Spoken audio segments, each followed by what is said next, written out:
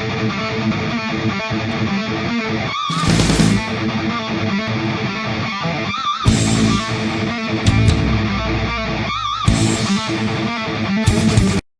Germany, please welcome competitor number 6, Markus, Ruhl.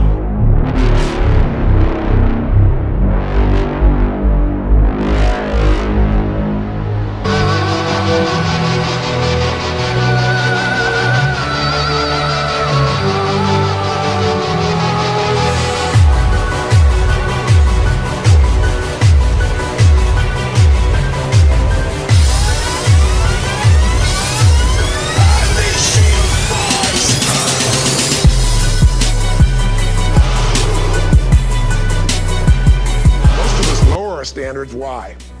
Because who you spend time with, my friends, is who you become. Quality of your life is the quality of where you live emotionally. Like, we all have a home. Angry people find a way to get angry, even if their life doesn't have anything to be angry about. We can always find it. Sad people find a way to be sad. Caring people find a way to care for other people. So one thing you got to identify is, where are you living? What's your home? What's your habit?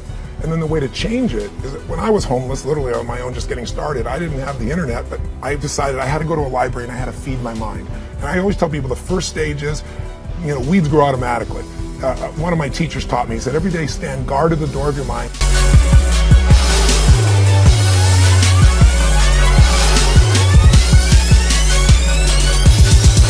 This is where we fight. This is where they die. This is where we fight. This is where they die. This is where we fight. This is where they die. This is where we fight. And the shield flies. Yeah. Something that they want to aspire to that was worth more than their pain.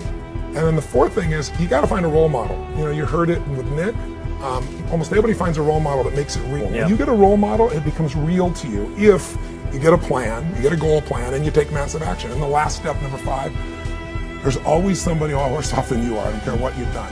So if you can go help somebody worse off, it puts your life in perspective, and it also reminds you life's not about me, it's about we. I always tell people, the secret to a great life, the secret to living, is giving. And when you realize there's something in you still to give, even if you lost your legs, even if you've been through a horrific financial situation, your life can improve, but more importantly, you'll have a meaningful life because your life will contribute to other people.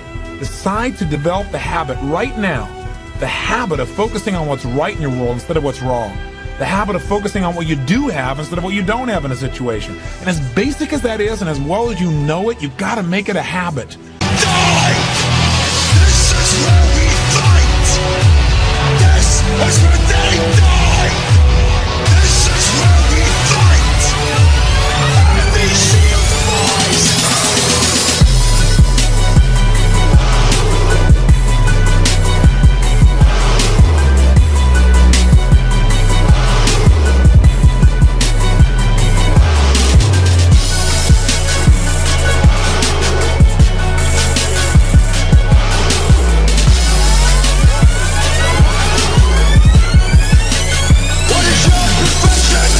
I'm going to find the way, and if this doesn't work, I will make the way. Then you tap a lot more potential. And when you're certain in your potential, you take massive action. When you take massive action, you really believe in something, you get great results. When you get great results, your brain goes, see, I told you I was a stud.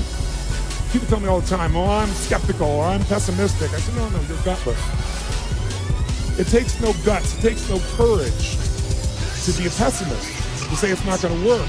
Try to find out what's wrong. What's wrong is always available. It's always right. So I'm not into positive thinking, but I am into intelligence. And intelligence says, see it as it is, don't make it worse than it is. The only way it gets better is if you can see it as it is. Don't make it worse than it is. Don't try to make it so it's impossible to change. That's not true. It's not true at all. The second mandate, I think, to changing anything in your life, to leading your life, is once you see it as it is, not worse than it is, then you got to see it better than it is. Because that's the thing that's missing from most relationships. There's no vision.